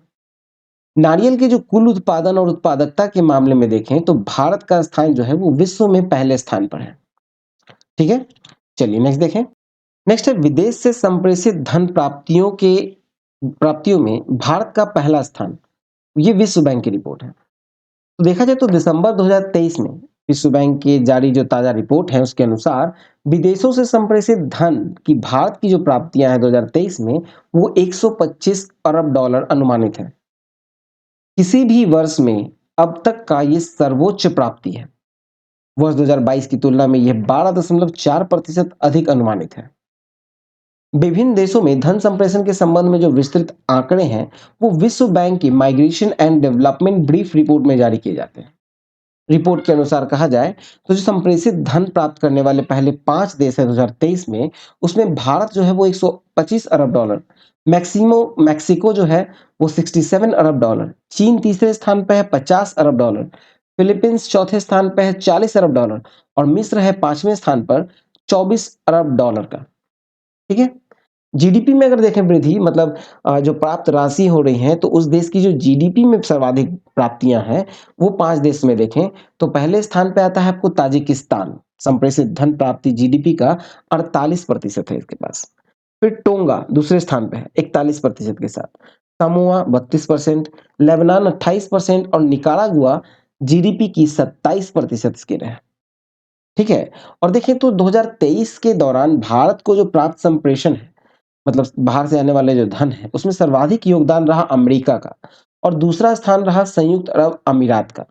ठीक है, रिपोर्ट के अनुसार कहा गया है कि जो विकसित देशों और खाड़ी सहयोग परिषद है उसके जो लचीले श्रम बाजार ने प्रवासियों को घर पैसे भेजने में महत्वपूर्ण भूमिका निभाई है। ठीक है, चलिए नेक्स्ट देखें। नेक्स्ट है 2023 के अंत में आरबीआई के पास आरक्षित विदेशी मुद्रा कोष 21 माह के सर्वोच्च स्तर पर। तो देखा जाए तो 22 दिसंबर 2023 की स्थिति के अनुसार बीते वर्ष 2023 में देश में जो आरक्षित विदेशी मुद्रा कोष है वो है 620.441 अरब डॉलर का। विगत 21 माह में इनका सर्वोच्च स्तर है।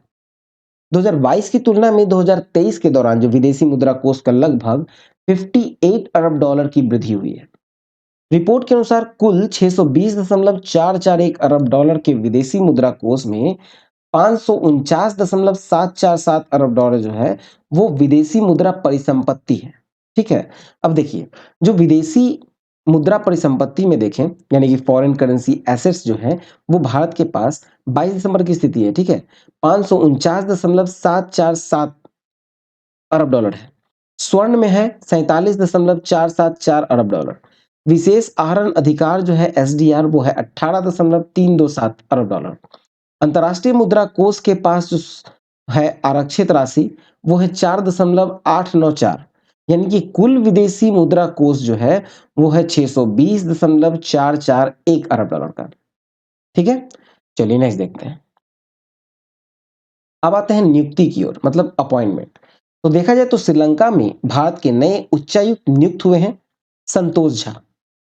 भारत में इजराइल के नए राजदूत जो नियुक्त हुए हैं वो है रुवेन अजार, जो कि भारत के अतिरिक्त कहा जाए तो ये भूटान और श्रीलंका में भी राजदूत के रूप में कार्यभार वो देखेंगे।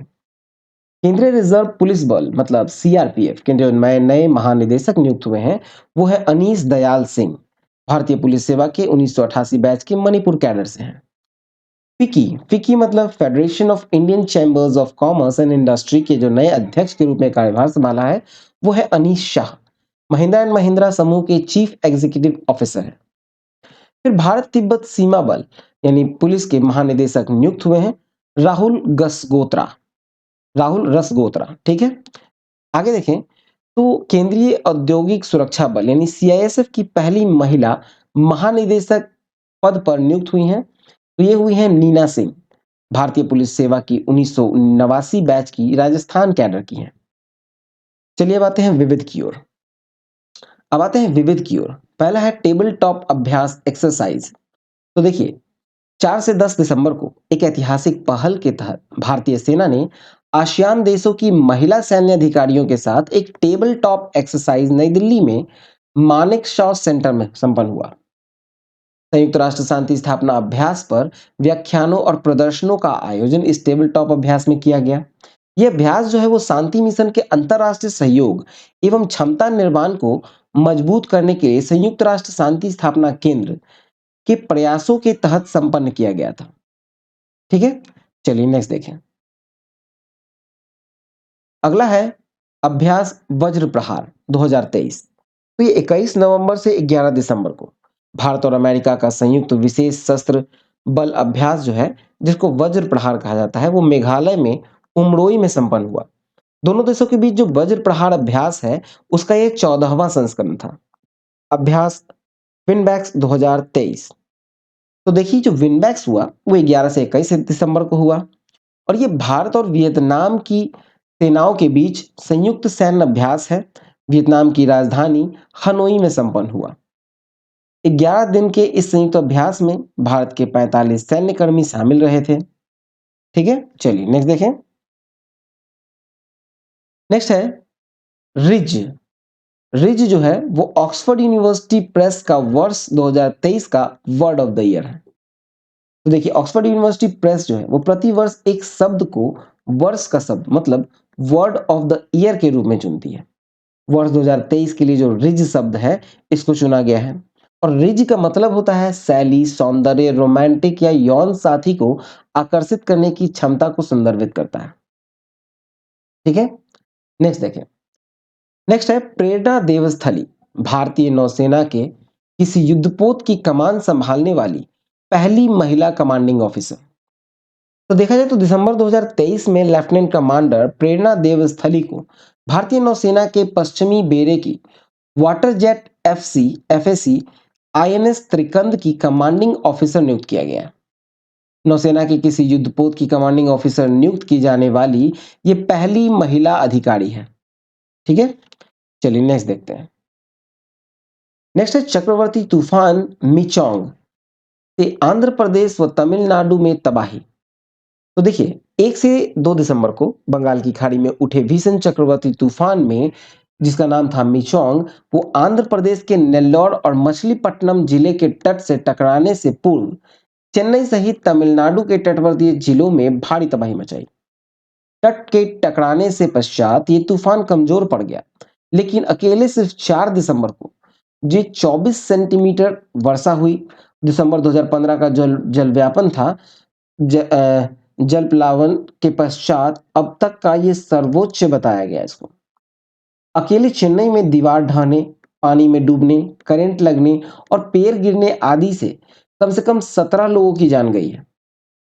तूफान एवं वर्षा के कारण आंध्र प्रदेश में तमिलनाडु को 493.60 करोड़ और 450 करोड़ की दो दो समान राहत राशियां केंद्र की ओर से प्रदान की गई हैं। अब मूव करते हैं पुरस्कार सम्मान की ओर। पहला है मिस अर्थ 2023। 22 दिसंबर 2023 को वर्ष 2023 की 23वीं मिस अर्थ प्रतियोगिता का फाइनल जो है वो वियतनाम में होची मिन सिटी में संपन्न हुआ। भारत सहित 85 देश की प्रतिभागियों ने वर्ष 2023 की प्रतियोगिता में भाग लिया। विजेताओं का नाम देखें तो मिस अर्थ जो है वो द्रित्रा जिरी अल्बानिया की है। फिर मिस अर्थ एयर जो जीता है वो है येलाना एडवाना फिलीपींस की। मिस अर्थ वाटर जो है वो डू थी लान माह जीता है वियतनाम की। और मिस अर्थ फायर जो है वो जीता है कोरा बिलॉटल बिलॉल्ट थाईलैंड की। ठीक है, चलिए नेक्स्ट देखें। नेक्स्ट है मिस इंटरकॉन्टिनेंटल खिताब 2023। तो देखा जाए तो 15 दिसंबर को मिस्र में शर्म अल शेख में 51वीं मिस इंटरकॉन्टिनेंटल प्रतियोगिता संपन्न हुआ। विजेता है चैट नैलिन चोटजीरा वाड़ा चैट, ठीक है, थाईलैंड की है। उप विजेता जो है, प्रथम उप विजेता वो है क्रिस्टिना वेलेगास मोर्जिलो मैक्सिको के। और द्वितीय उप विजेता है गॉक हांग सर्बिया के। प्रतियोगिता में भारत का जो प्रतिनिधित्व कर रही थी वो थी भावना वैष्णव। चलिए नेक्स्ट देखें। नेक्स्ट है अमेरिका की pop superstar time person of the year 2023। तो देखा जाए तो वर्ष 2023 के लिए अमेरिकी पत्रिका का Time person of the year pop superstar Taylor Swift को घोषित किया गया है। टाइम द्वारा यह सम्मान जो है वो प्रतिवर्ष किसी ऐसे व्यक्ति को दिया जाता है जिसका वैश्विक घटना और गतिविधियों पर विगत एक वर्ष में सर्वाधिक प्रभाव रहा है। टेलर स्विफ्ट को विश्व भर में एक इंटरनेशनल आइकन के रूप में भी देखा जाता है। चलिए नेक्स्ट देखिए। नेक्स्ट है टाइम के सीईओ ऑफ द ईयर और एथलीट ऑफ द ईयर 2023।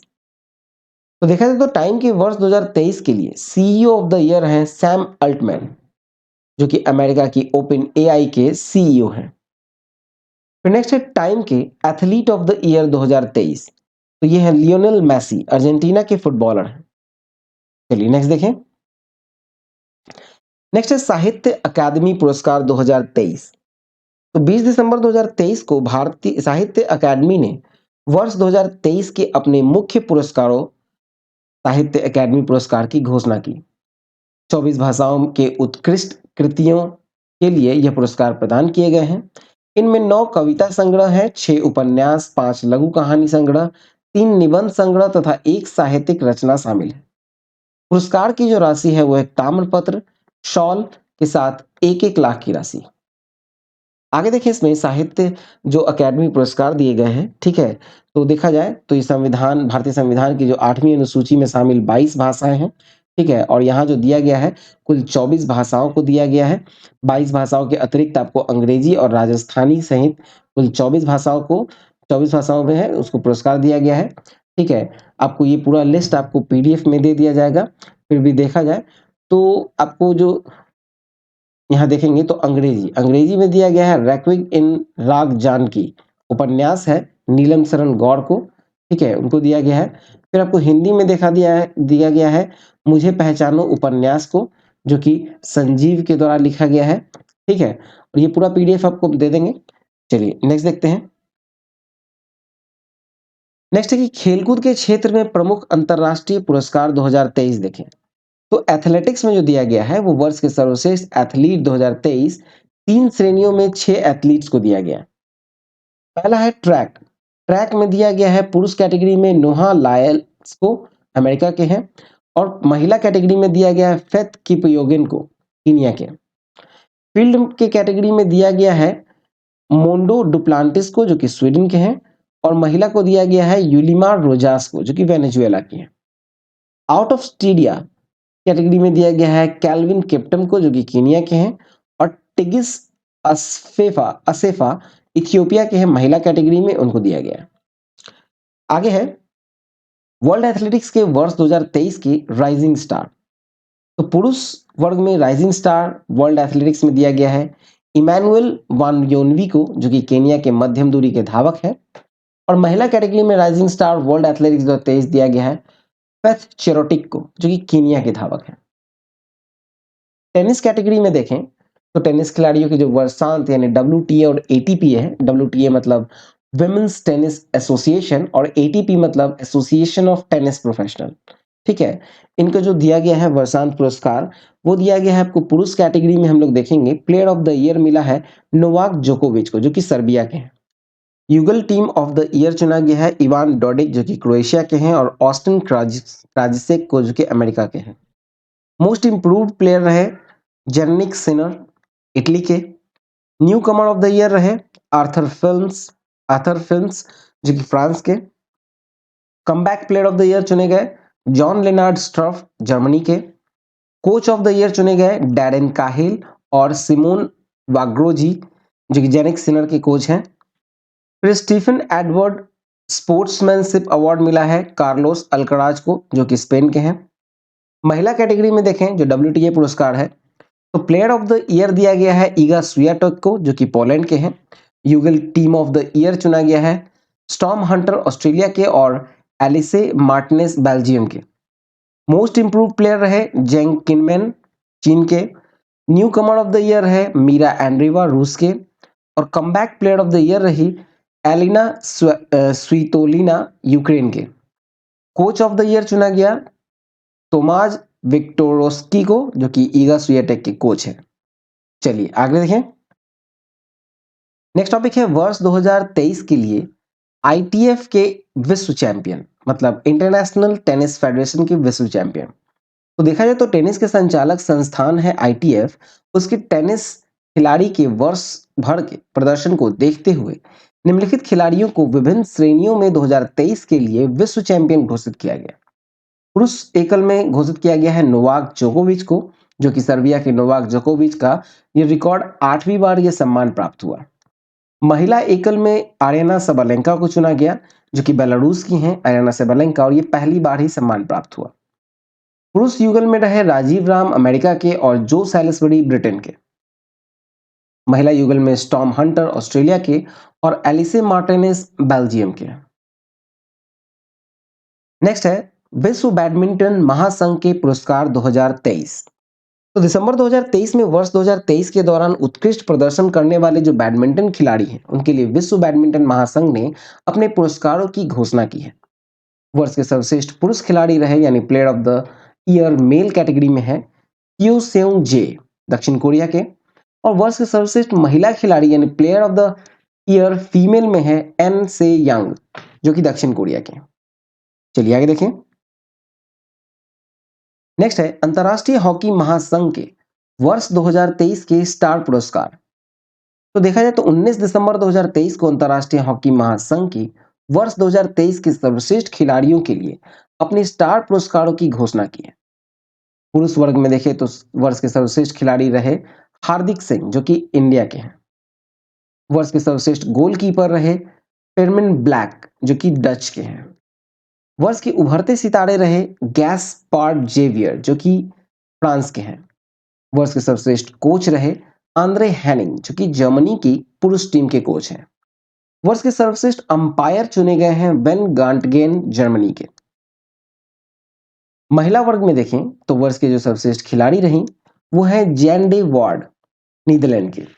वर्ष के सर्वश्रेष्ठ गोलकीपर महिला वर्ग में सविता पूनिया, भारत के। नेक्स्ट है वर्ष के उभरते सितारे टेरेस लीमा, स्पेन के। वर्ष के सर्वश्रेष्ठ कोच रहे एलिसन अन्नानन। फिर वर्ष के सर्वश्रेष्ठ अंपायर रहे Ayana McLean, Trinidad and Tobago के। ठीक है, चलिए नेक्स्ट देखें।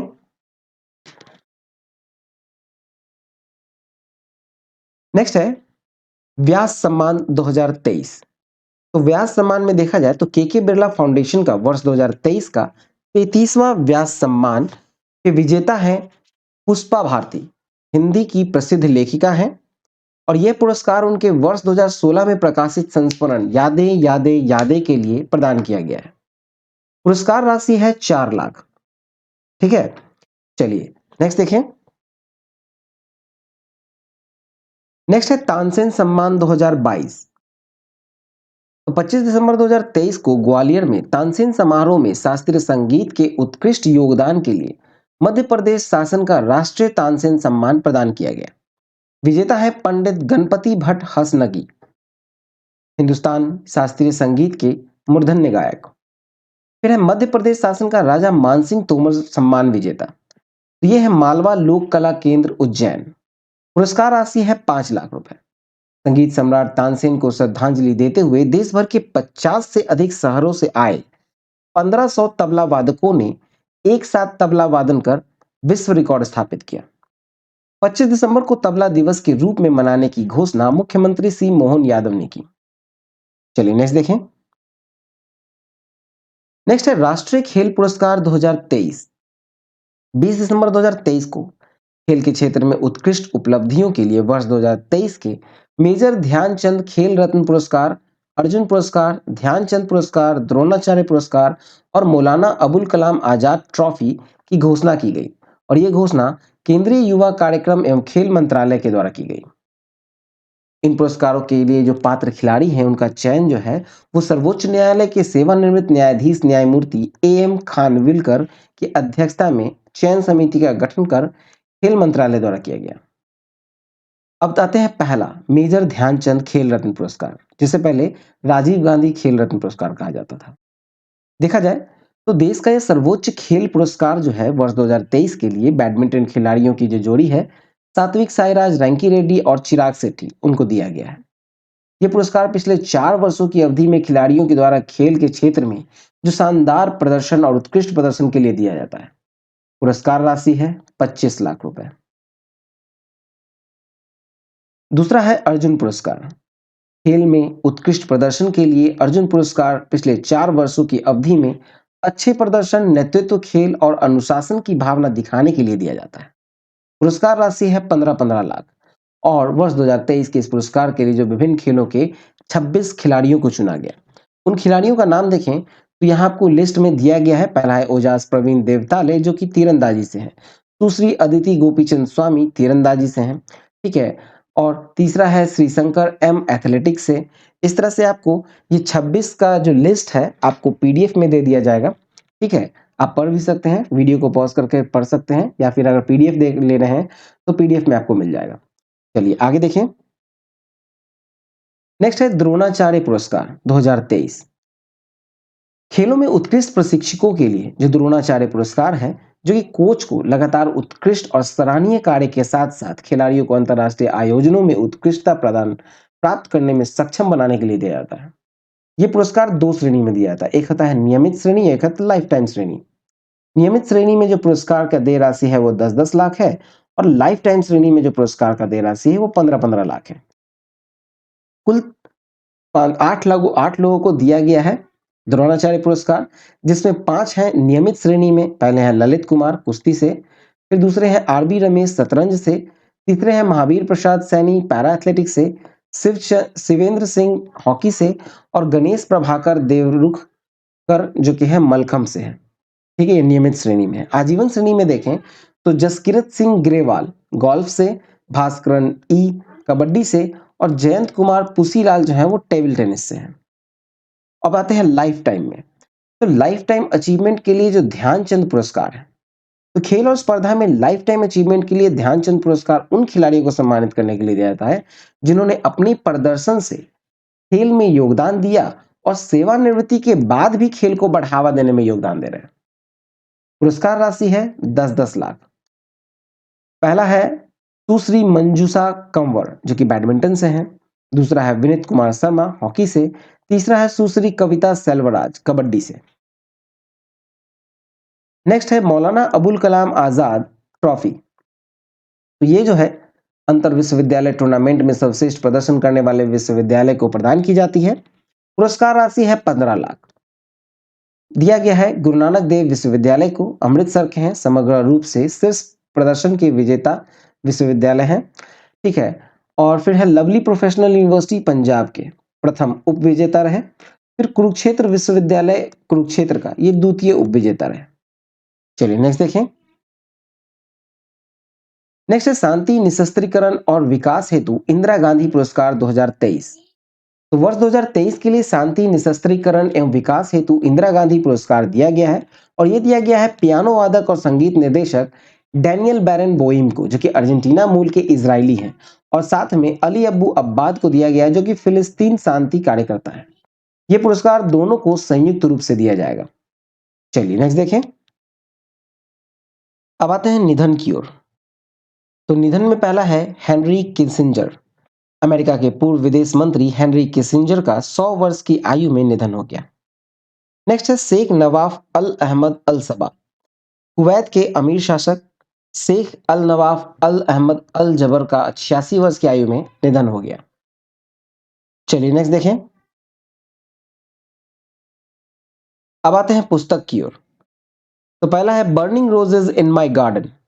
लेखक है तस्लीमा नसरीन। फिर नेक्स्ट है welcome to paradise. Welcome to paradise के लेखक हैं ट्विंकल खन्ना। नेक्स्ट है वी ऑल्सो मेक पॉलिसी। लेखक है सुभाष चंद्र गर्ग। फिर नेक्स्ट है रोमन स्टोरीज। इसके लेखक हैं झुम्पा लाहिड़ी। फिर नेक्स्ट है ब्रेकिंग द मोल्ड। इसके लेखक हैं रघुराम जी राजन और रोहित लंबा। फिर नेक्स्ट है Pranab my father a daughter remembers. इसके लेखक हैं शर्मिष्ठा मुखर्जी। अब मूव करते हैं हम लोग खेलकूद की ओर, जहां पहला है अंतरराज्यीय अंतर क्षेत्रीय एवं सीनियर राष्ट्रीय बैडमिंटन चैंपियनशिप। ठीक है, और ये 18 से 24 दिसंबर को हुआ था। 76वां अंतरराज्यीय अंतर क्षेत्रीय एवं 85वीं सीनियर राष्ट्रीय बैडमिंटन चैंपियनशिप आयोजन हुआ गुवाहाटी में, असम में। देखा जाए तो पुरुष युगल में जो विजेता है वो है चिराग सेन रेलवे की ओर से, और उप विजेता रहे थारुण एम तेलंगाना के। महिला एकल में विजेता है अनमोल खड़ब हरियाणा के, और उप विजेता है तन्वी शर्मा पंजाब के। पुरुष युगल में विजेता है के पृथ्वी रॉय रेलवे की ओर से और सूरज गोला असम से। ठीक है, और महिला युगल में विजेता है प्रिया देवी कोंजोंग बाम मणिपुर की और श्रुति मिश्रा उत्तर प्रदेश की। मिश्रित युगल में विजेता देखें तो ये हैं ध्रुव कपिल पंजाब के, ध्रुव कपिला पंजाब के, और तनिषा क्रेस्टो गोवा के। ठीक है, अब देखें 76वीं अंतरराज्यीय व अंतर क्षेत्रीय चैंपियनशिप में। ठीक है, ये तो 86वीं सीनियर बैडमिंटन चैंपियनशिप था, और अंतरराज्यीय अंतर क्षेत्रीय चैंपियनशिप में देखा जाए तो पुरुष युगल में विजेता है भारतीय विमानपत्तनम प्राधिकरण कर्नाटका के, और महिला वर्ग में महाराष्ट्र विजेता है। ठीक है, चलिए नेक्स्ट देखें। नेक्स्ट है पुरुषों की राष्ट्रीय मुक्केबाजी चैंपियनशिप 2023। ये 25 नवंबर से 1 दिसंबर 2023 को हुआ। भारतीय मुक्केबाजी महासंघ के तत्वाधान में हुआ, और पुरुषों की ये 7वीं राष्ट्रीय मुक्केबाजी चैंपियनशिप जो थी ये शिलांग में संपन्न हुआ। सर्वश्रेष्ठ मुक्केबाज जो घोषित हुए वो थे आकाश सांगवान, सेना की ओर से हैं आकाश सांगवान। ठीक है, यहाँ विजेताओं की लिस्ट दिया गया है। तो 48 किलोग्राम में जो विजेता है वह है वरुण सिंह सेना के। 51 किलोग्राम में अमित पंघाल सेना के हैं। 54 किलोग्राम में है ललित एआईपी के, और 57 किलोग्राम में सचिन सिवाच जूनियर सेना से। 60 किलोग्राम में है आकाश कुमार सेना के। ठीक है, ये ओवरऑल सर्वश्रेष्ठ मुक्केबाज भी रहे। ठीक है, और शिव थापा आसाम के हैं 63.5 किलोग्राम में। 67 किलोग्राम में रजत है सेना की ओर से। ठीक है, फिर ये पूरा लिस्ट है आपको पीडीएफ में मिल जाएगा। चलिए नेक्स्ट देखते हैं। नेक्स्ट है कि महिलाओं की सीनियर राष्ट्रीय चैंपियनशिप 2023। ठीक है, ये राष्ट्रीय मुक्केबाजी चैंपियनशिप है। ठीक है, राष्ट्रीय मुक्केबाजी चैंपियनशिप देखा जाए तो ये 22 से 27 दिसंबर को हुआ था। महिलाओं का भारतीय मुक्केबाजी महासंघ के तत्वाधान में हुआ सीनियर राष्ट्रीय मुक्केबाजी चैंपियनशिप का आयोजन हुआ ग्रेटर नोएडा में हुआ। ठीक है, जिसमें 5 स्वर्ण 1 रजत और 2 कांस्य के सहित कुल 8 पदक जीतकर इसमें ओवरऑल चैंपियन जो है वो रेलवे स्पोर्ट्स प्रमोशन बोर्ड रहा। ठीक है, दूसरे स्थान पे हरियाणा रहा, जिसने 3 स्वर्ण 3 रजत और 1 कांस्य पदक जीता है। फेयर प्ले ट्रॉफी जो मिला है ये उत्तर प्रदेश को मिला है। सर्वश्रेष्ठ मुक्केबाज रहे जैस्मिन सेना के। सर्वश्रेष्ठ चैलेंजर रहे सोनिया उत्तर प्रदेश से। सर्वश्रेष्ठ प्रॉमिसिंग मुक्केबाज रहे ललिता राजस्थान से। इसमें आगे देखें तो जो विभिन्न वर्गों में स्वर्ण पदक विजेता हैं, 48 किलोग्राम में मीनाक्षी हैं पुलिस से। 50 किलोग्राम में अनामिका है रेलवे से। 52 किलोग्राम में ज्योति है रेलवे से। 54 किलोग्राम में शिक्षा नाम है और ये रेलवे से है। ठीक है, ये पूरा लिस्ट है। चलिए नेक्स्ट देखें। नेक्स्ट टॉपिक है देश की 84 grand master R Vaishali grand master खिताब जीतने वाली भारत की तीसरी महिला बनी। तो 1 दिसंबर को, ठीक है, 1 दिसंबर 2023 को चेन्नई की 22 वर्षीय आर वैशाली जो है, वो शतरंज में भारत की 84वीं ग्रैंड मास्टर बनी। आर वैशाली भारत की तीसरी महिला ग्रैंड मास्टर है। इनसे पहले जो दो थी, उसमें आपको 2022 में आपको कोनेरू हम्पी है और 2011 में डी हारिका है। ठीक है। और 22 वर्षीय वैशाली के एक 18 वर्षीय भाई है जिसका नाम है आर प्रगानंद। वो भी शतरंज के ग्रैंड मास्टर खिताब पहले से ही प्राप्त कर चुके हैं। और इस प्रकार प्रगानंद और वैशाली की जोड़ी शतरंज में ग्रैंड मास्टर का खिताब हासिल करने वाली भाई बहन की पहली जोड़ी है। ठीक है। चलिए नेक्स्ट देखते हैं। नेक्स्ट है विजय हजारे ट्रॉफी 2023-24। तो देखा जाए तो 12 नवंबर से 16 दिसंबर को भारतीय क्रिकेट कंट्रोल बोर्ड यानी बीसीसीआई की लिस्ट ए क्रिकेट की विजय हजारे ट्रॉफी की 31वें संस्करण के लिए मैच खेले गए। और इस कुल मिलाकर यहाँ पर 38 टीमों ने इस टूर्नामेंट में भाग लिया। फाइनल मुकाबला हरियाणा और राजस्थान की टीमों के बीच हुआ। फाइनल के विजेता हैं हरियाणा। चलिए नेक्स्ट देखें। नेक्स्ट है कि भारत के विरुद्ध इंग्लैंड ने महिला टी20 श्रृंखला 2-1 से जीती। दिसंबर 2023 में भारत के दौरे पर इंग्लैंड की महिला क्रिकेट टीम ने 3 टी20 मैच और एकमात्र टेस्ट मैच की श्रृंखला की मेजबानी की। और इसमें टी20 श्रृंखला के जो विजेता हैं वो है इंग्लैंड 2-1 से। 14 से 17 दिसंबर को खेली गई एकमात्र टेस्ट मैच में भारतीय टीम रिकॉर्ड 347 रनों से विजय रही। और इन दोनों श्रृंखलाओं में भारतीय टीम का जो नेतृत्व कर रही थी वो थी हरमनप्रीत कौर। चलिए नेक्स्ट देखें। नेक्स्ट है भारत ऑस्ट्रेलिया श्रृंखला 2023। तो ये सितंबर से दिसंबर 2023 के दौरान 3 एक दिवसीय मैच और 5 टी20 मैचों की श्रृंखला खेलने के लिए ऑस्ट्रेलिया की क्रिकेट टीम ने भारत का दौरा किया। 3 ओडीआई मैचों की सीरीज थी जिसमें विजेता रहा भारत 2-1 से।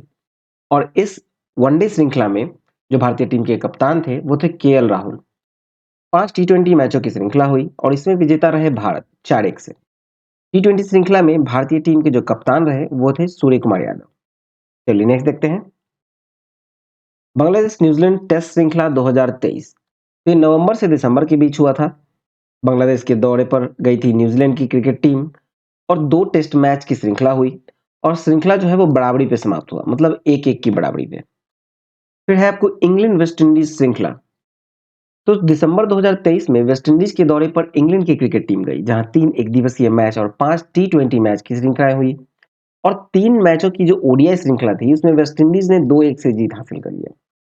फिर टी20 की श्रृंखला जो हुई वेस्ट इंडीज ने इसमें भी 3-2 से जीत हासिल कर लिया। चलिए नेक्स्ट देखें। नेक्स्ट है टी20 क्रिकेट का 9वां विश्व कप जून 2024 में। तो देखा जाए तो 4 से 30 जून के बीच 2024 में, ठीक है, 4 से 30 जून के बीच टी20 का 9वां विश्व कप का आयोजन किया जाएगा अमेरिका और वेस्ट इंडीज की मेजबानी में। टी20 विश्व कप का जो आयोजन है वो 2-2 वर्ष के अंतराल पर होता है। इस बार की जो विश्व कप में कुल 20 टीमें शामिल होंगी। ठीक है। आईसीसी की जून 2024 में होने वाली जो टी20 विश्व कप है उनमें जो 20 टीमें हैं उसमें आपको Bharat, America, West Indies, Australia, England, Netherlands, New Zealand, Pakistan, दक्षिण Africa, Sri Lanka, Afghanistan, Bangladesh, Ireland, Scotland, Papua New Guinea, Canada, Nepal, Oman, Namibia और युगांडा है। ठीक है। चलिए नेक्स्ट देखें। नेक्स्ट है लिएंडर पेस वो विजय अमृतराज टेनिस के इंटरनेशनल हॉल ऑफ फेम में शामिल।